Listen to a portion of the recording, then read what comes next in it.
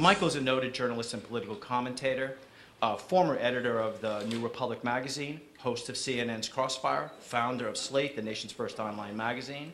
He's a regular contributor to Time magazine, lives in Seattle with his wife Patty, who is the former CEO of the Bill and Melinda Gates Foundation.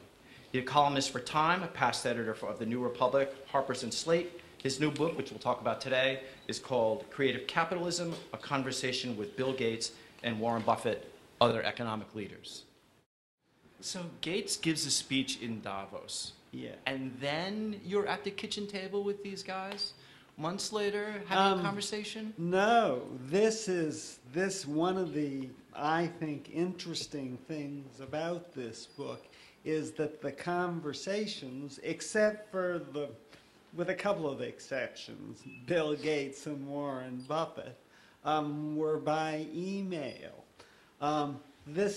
I just this morning went and reserved the URL Aunt Polly Books, because this book was produced sort of like Tom Sawyer painting Aunt Polly's fence, which was I got other people to do it for me. I took the speech and I emailed it to a lot of people and said, what do you think about this? And they'd email me back, and then Take a second and explain the speech in Davos, what he was doing, what ideas he was putting forward. His basic point was that there are problems in this world that are too big for philanthropy to solve. Even philanthropy on the scale he practices it. And also they're too big or too complicated for government, or at any rate government is currently discredited. And that capitalism itself should adapt in various ways, and here it gets a bit vague, to contribute to solving those problems. Gates makes the point about recognition, and that recognition ought to be as powerful a motivator for a company as profit. What about that?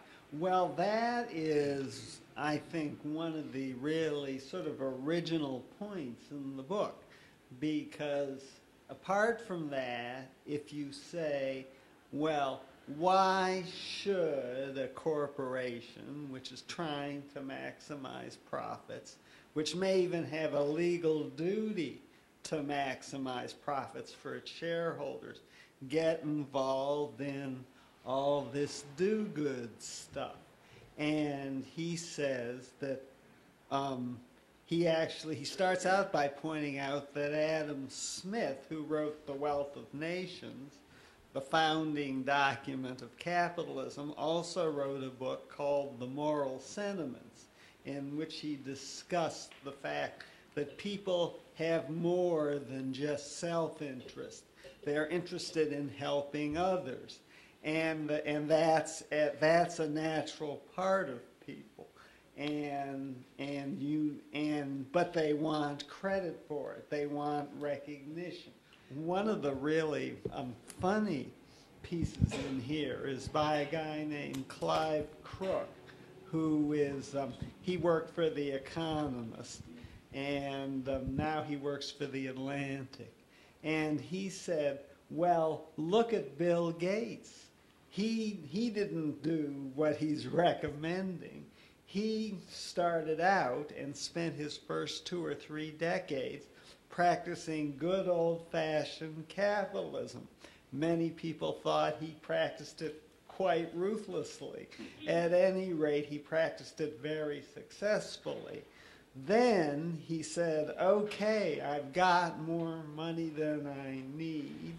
I'm going to devote the rest of my life and my fortune to trying to solve some of these problems. So Clive says, you know, that makes, in Clive's opinion, a lot more sense. And he said, what would have happened if Bill Gates had, at the very beginning of Microsoft, had his head full of what Clive would consider malarkey about, you know, doing good and doing well at the same time. Microsoft wouldn't have been as big a success, he says, and it would have been, the causes he's now supporting would be worse off. Let's take a couple questions, if that's okay. I'd be interested in getting your perspective on how Muhammad Yunus's vision of social business fits into the thinking of the various people who participated in this book. I would say that Muhammad Yunus is referred to more often than anyone except Bill Gates in this book. And the Grameen Bank and its imitators are probably the lead example of what business people in prosperous countries can do to help people in poor countries. And if you're interested in recognition, there's plenty of it for Muhammad Yunus in the book.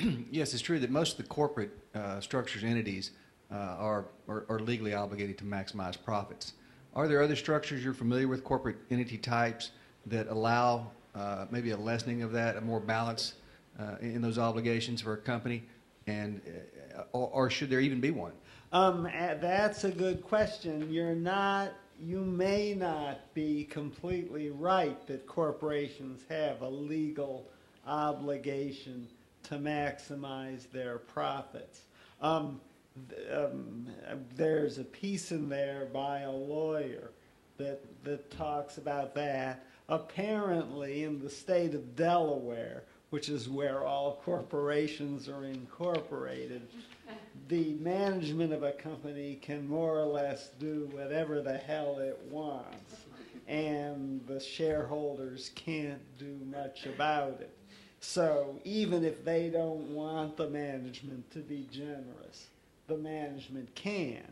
There's Vermont has some new form of incorporation which explicitly encourages or even requires the interests of the community to be served, as well as the stockholders. And then several of the people in here make an excellent point, which is, what if the founding documents of the corporation, or a statute, or the incorporation or something says explicitly this corporation does not maximize profits. It has, or that's only one of the interests. We also have an interest in the community and so on. At that point, stockholders are on, or potential stockholders are on notice. Michael's book is called Creative Capitalism, a conversation with Bill Gates, Warren Buffett, and other economic leaders. Michael, thank you so much for being here. Steve. We really enjoyed it.